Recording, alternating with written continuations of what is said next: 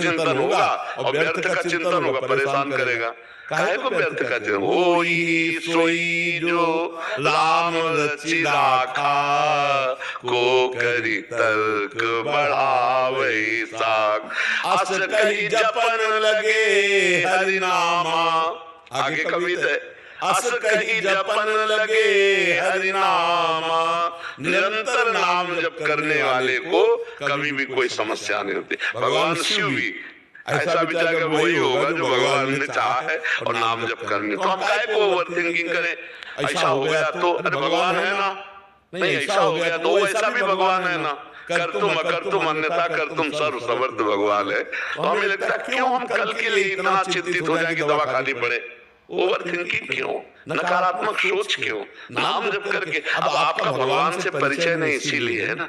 नहीं, आप भी तो भगवान के अंश हैं, जैसे हम भगवान के अंश हैं ऐसे आप भी अंश हैं, पर आप भगवान से मतलब नहीं रखते, इसीलिए आपकी दुर्दशा है। और भगवान से भी मतलब रख ले तो आप देख लो, हम यही पूरे जीवन देखा है, पूरे जीवन देखा उनका प्यार ऐसे, जैसे लिखा है ना, जो भक्तों के लिए भक्तन पाछे यूं फिरे जो बछड़ा संगाए, जहाँ जहाँ भक्त चरण रखे वहाँ वहाँ रखूं हाथ, पीछे पीछे मैं फिरूं कभी न छाड़ूं साथ। ये जीवन भर देखा है कि भगवान कैसे प्यार करते हैं। और आप भी अगर भगवान के हो जाए तो आपको अनुभव में होने लगेगा भगवान कैसे प्यार करते हैं।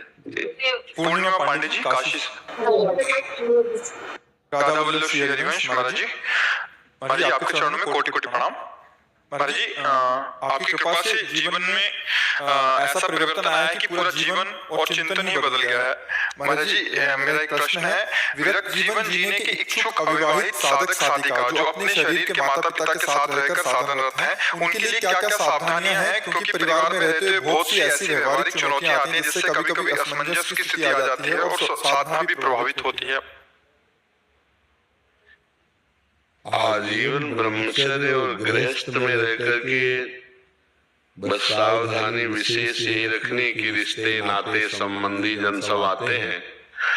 आपकी सैया आपकी ही केवल होनी चाहिए। उस सैया पे ना कोई रिश्तेदार, ना कोई नातेदार, ना कोई भी परिवार का सदस्य शयन नहीं करना चाहिए।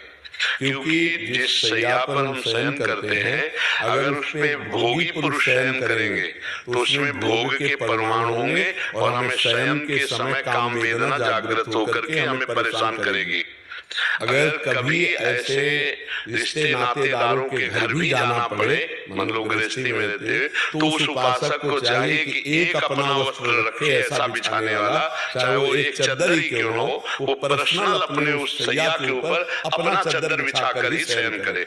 अपना आसन और अपना भोजन का पात्र, अगर भोजन का पात्र मान लो एक रिश्तेदार है आपके घर आया है, आपके घर वो मांस नहीं पाएगा पर वो बाहर मांस खाता है, वो मांस खाने वाला, शराब पीने वाला उसी पात्र में भोजन पाए और उसी पात्र में आप भोजन पाएंगे। आप ब्रह्मचर्य नहीं रह सकते, आप साधना नहीं कर सकते। इसलिए ब्रह्मचर्य और साधन परायण उपासक को अपने पात्र और अपना शयन और अपना आसन ये बिल्कुल अलग रखना चाहिए। अगर ये रख पाया तो मुझे लगता है घर में भी रहते हुए ब्रह्मचर्य रह पाएगा और भगवत आराधना कर पाएगा। नहीं तो संस्कारों का बड़ा प्रभाव होता है।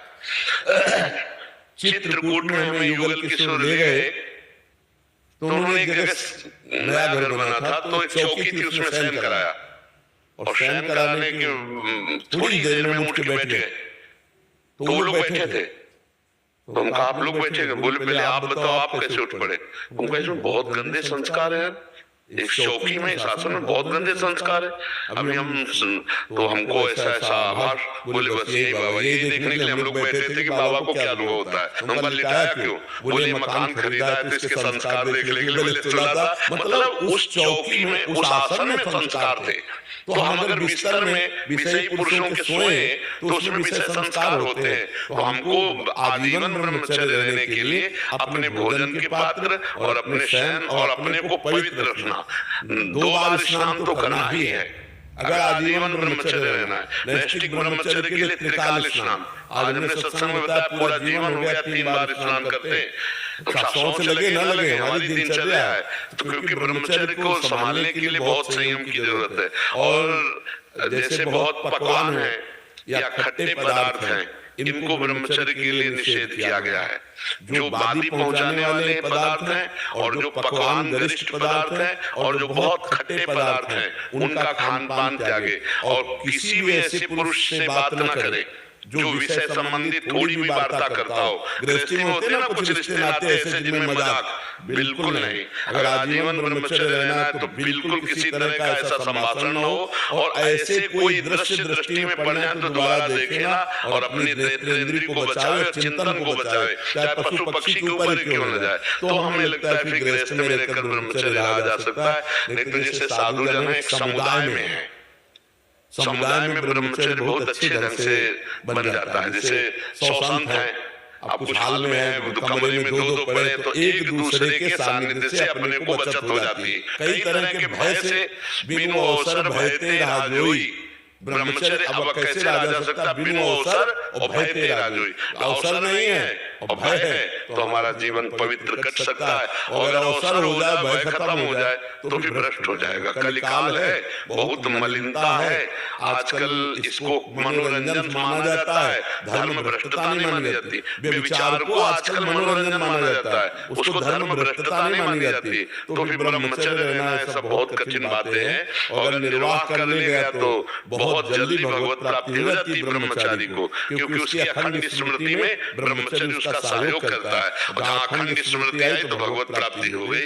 यस्य स्मरण मात्रेण जन्म संसार बंधनात् विमुच्यते नमस्तस्मै विष्णुवे प्रभु विष्णुवे। जिनका अखंड स्मरण जन्म मृत्यु के चक्र का नाश कर देता है वो भगवान श्री हरि। सौरभ जी, राधा वल्लभ श्री रमेश महाराज जी, आपके चरणों में कोटि कोटि प्रणाम। महाराज जी, भजन मार्ग में छल कपट को कैसे पहचाने? सत्संग में सुना निर्मल मन जन सो मोहि पावा, मोहि कपट छल छिद्र न भावा। अंदर कुछ है, बाहर कुछ बोलते हैं। वाणी में, मन में और आचरण में जिसकी एकता पाई जाती है वो संत है। जिसका वाणी कुछ और है, हृदय में कुछ और चल रहा है और चरित्र कुछ और है, उसे कपट कहते हैं, उसे छल कहते हैं। तो कपट को पहचानने की जरूरत थोड़ी, तो अंदर ही समझ में आता है कि हम कुछ बोल रहे हैं है कुछ और हमारे आचरण कुछ है। इसी को कपट कहते हैं। हम दिखावा जो करते हैं उसे कपट कहते हैं। जैसे कपट वेश कालिनी में धारण किया, वो साधु है नहीं, बस साधु का वेश धारण किया ना। तो हम ऐसे जो भक्ति में या किसी भी कार्य में कपट करते हैं तो भगवान कहते हैं मुझे कपट अच्छा नहीं लगता। दूसरों के साथ छल करना, कपट करना, ये भगवान को अच्छा नहीं लगता। सरल स्वभाव न मन को टिलाए। सरलता, हम जो बोल रहे हैं वैसे हमारे मन में चल रहा है, वैसे हमारे आचरण है। हम सच्चाई से सबके सामने पेश आवे। कोई बनावट बना नहीं होना चाहिए, कोई छल नहीं होना चाहिए, कोई कपट नहीं होना चाहिए। तो भगवान को जैसे हम नीच है तो हम नीच है, कामी है तो हम कामी अपने प्रभु के हैं। हमारे प्रभु सुधारेंगे। हम वैसे जैसे है वैसे। बड़े बड़े संतों ने देखो कैसे अपनी बात कही। गोस्वामी जी कह रहे जो मैं अपने अवगुण कहूं, बाढ़ी कथा पार नहीं लाऊं। अगर हमसे पूछे कोई तो हम अपनी बड़ाई मारेंगे, लेकिन जो संत है वो क्या कह रहे, जो मैं अगर अपने अवगुण कहना चाहूँ ना तो बड़ी कथा बढ़ जाएगी।